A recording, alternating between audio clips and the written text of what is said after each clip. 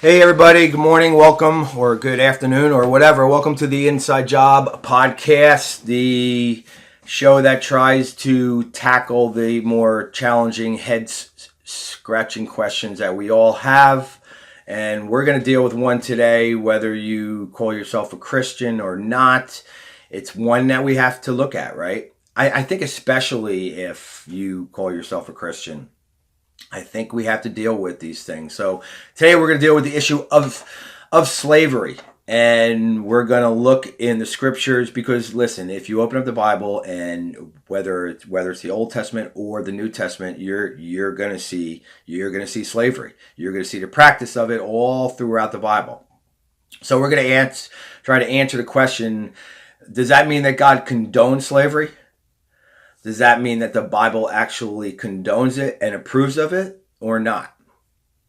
Okay, here we go. We'll give it a shot. So, so the first thing is this: there's, as people say, right? There are two parts of the will of God. There is God's perfect will and His permissive will. So His perfect will and His permissive will.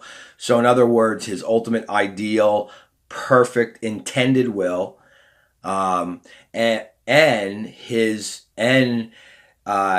permissive will, what He allows because of the depravity of man and because of the heart of man. So we have to look at slavery, I think, through this lens. So it's pretty important, I think, right? Because just because God allows something to happen does not mean that it's condoned by Him. And just because the Bible sort of sets certain regulations or guidelines for something doesn't mean that it is part of God's intended, perfect, ordained, ideal will for His creation.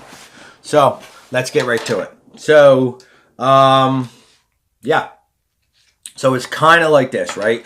So in Matthew chapter 19, Jesus, he starts to talk about marriage, and he refers to the Old Testament, and he says this in Matthew 19. He says, "A man shall leave his father and mother and hold fast to his wife, and the two shall become one flesh. So they are no longer two but one. What God has joined together, let no man separate." So it's clear what Jesus means there. Man, woman, forever. Period. Right? But then it's very interesting. He follows up right afterwards and he says this. He says, "But because the hardness of your heart, Moses allowed you to divorce." So right after that, he sort of puts a caveat or a clause in there and says, well, God, knowing the inevitability, train wreck of humanity, the hardness of your heart, and the circumstances that are going to arise that are between a man and a woman, husband and wife, that are going to be horrible and unhealthy. He sort of put a clause in there. He permitted or allowed two people to get divorced in certain situations, right? So we see God's perfect will, let what God has joined together, let no man separate forever. And then God's permitted, allowed will because of our hearts and because of the train wreck of our lives, that He permitted divorce in certain situations, right? So that's how we got to look at the issue, of slavery through that lens. So let's get to it. We're going to talk about the differences between old world slavery and New World slavery, what they practice in the Old Testament, in the Bible times, and what they practiced and what they practice now, right?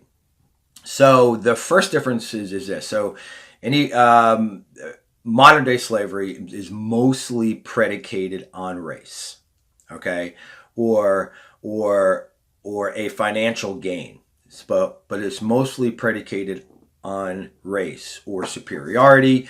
So in in this country for over 400 years, we practiced slavery, the horrible horrible stain on the world, on this country, and it was because it was because of race, because of bigotry, because of prejudice, because of hate primarily, right? The underlying current to race is, ignorance and hate, right? Old world slavery is much different. So it was primarily based for economic reasons. So for example, if you were if you had no family left, or if you had no job skills, if you were poor, there was no board of social services, there was no social security safety net, right? There was no EBT cards. So what you would do is you would hire yourself out as a servant of somebody else for a particular period of time, and because of that, you would get to live. Like you would actually get to eat and be clothed and get to have a, roof over your head. And for a lot of people, if they did not become slaves, they wouldn't eat and they wouldn't be clothed and they would ultimately die, right?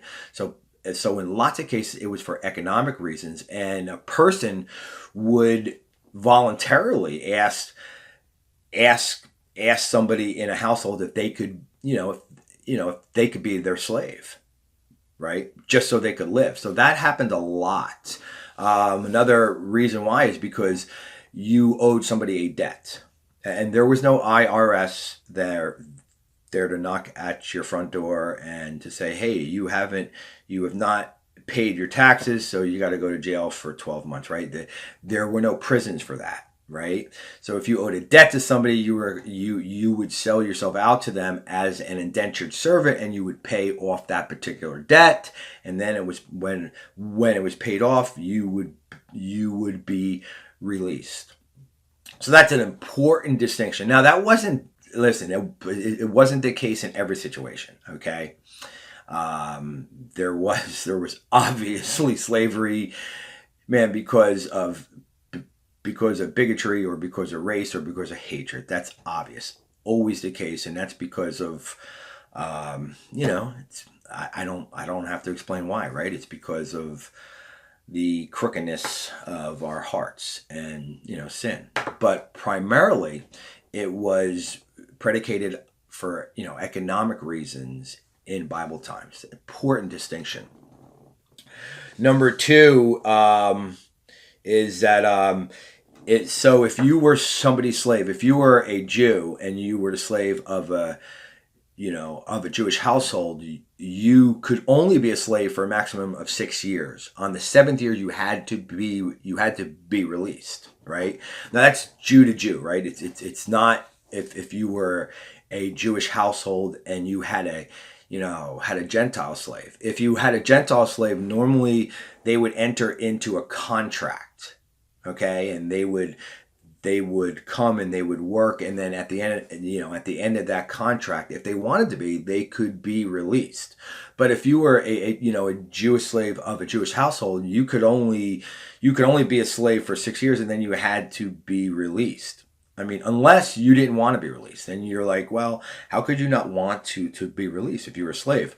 Well, some slaves were just treated so well, and they were part of the family, and their lives were so good that they loved their masters, and they loved their master's household. I know that's a crazy thing to even say, but that's what it says in the Bible, and that's what it's what I read about, and they actually did not want to leave.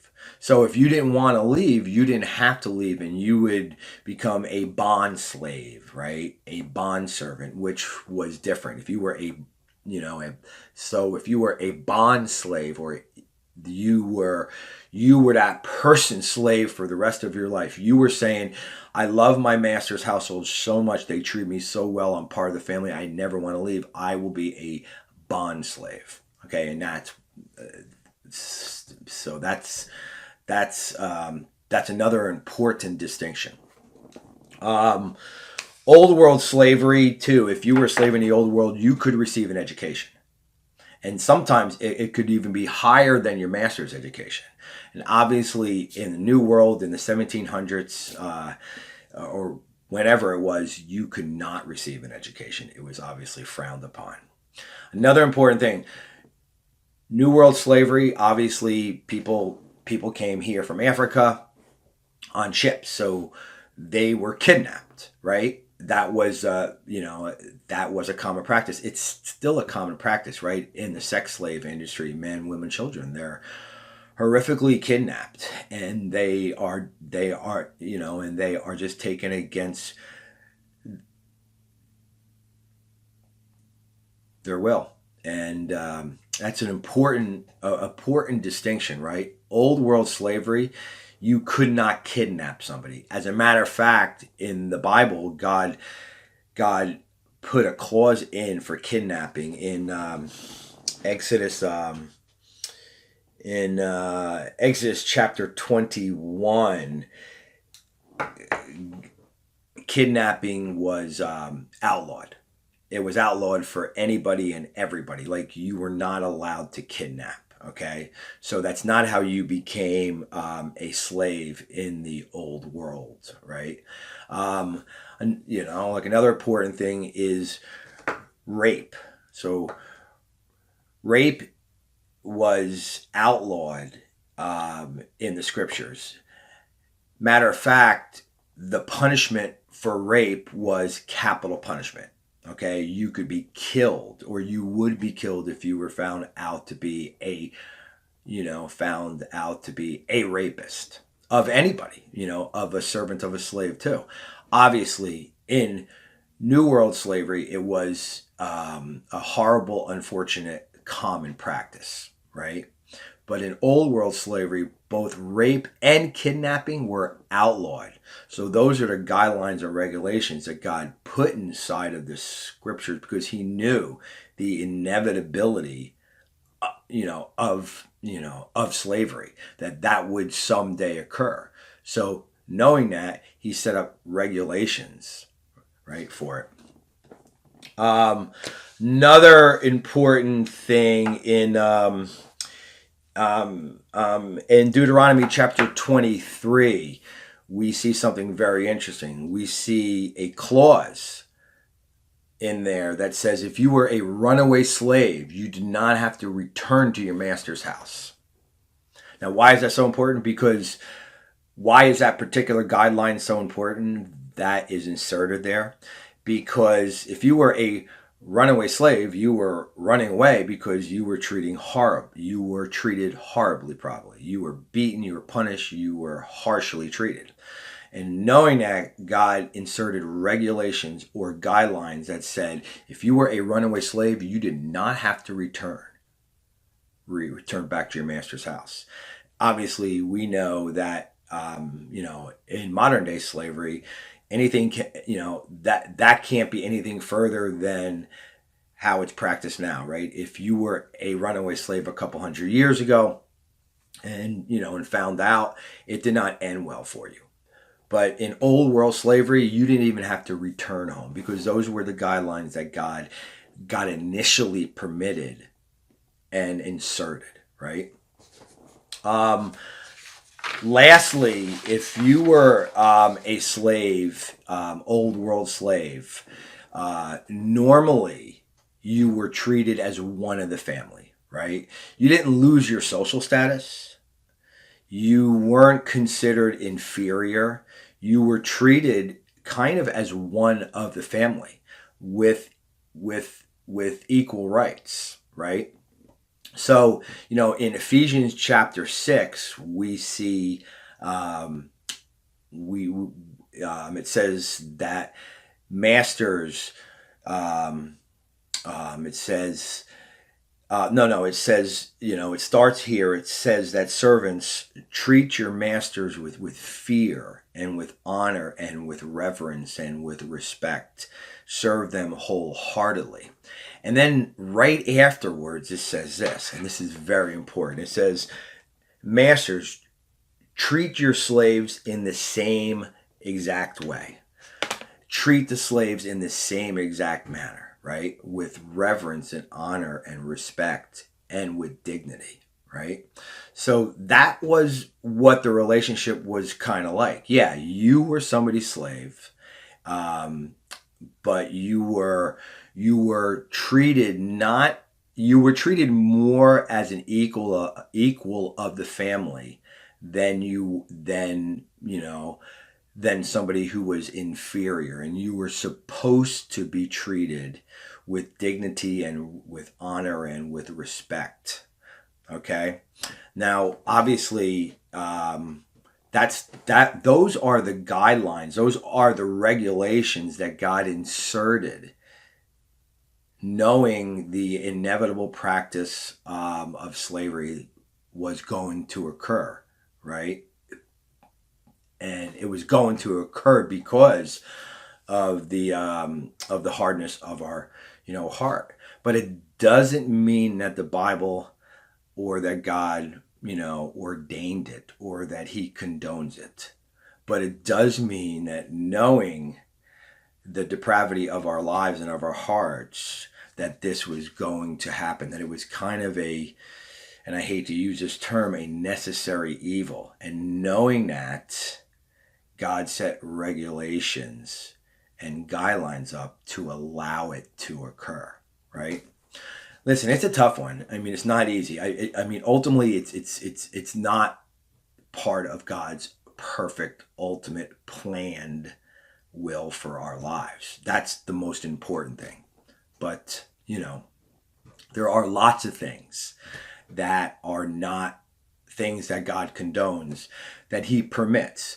But whatever He permits, He sets regulations up and guidelines up that that are supposed to work in the interest of all parties, right? That are supposed to work in our favor. So it's a tough one again, but I hope that you could. I hope that in this message you could sense and grab a hold of the goodness of God, even in a difficult issue like this, that you can see God's loving hand, His good hand, His kind hand in this situation. So, because it doesn't do us any good if we just avoid these issues, if we don't talk about them, if we pretend like they never existed. But remember, there are two sides of God's will: His perfect will and His permissive will. Okay, amen. So listen, we got something really excited planned for next week. It's going to be one of these issues that, I mean, I'm really not even sure where I stand on, but I have a week to figure it out. So yeah. So until then, have a great day. See you next time.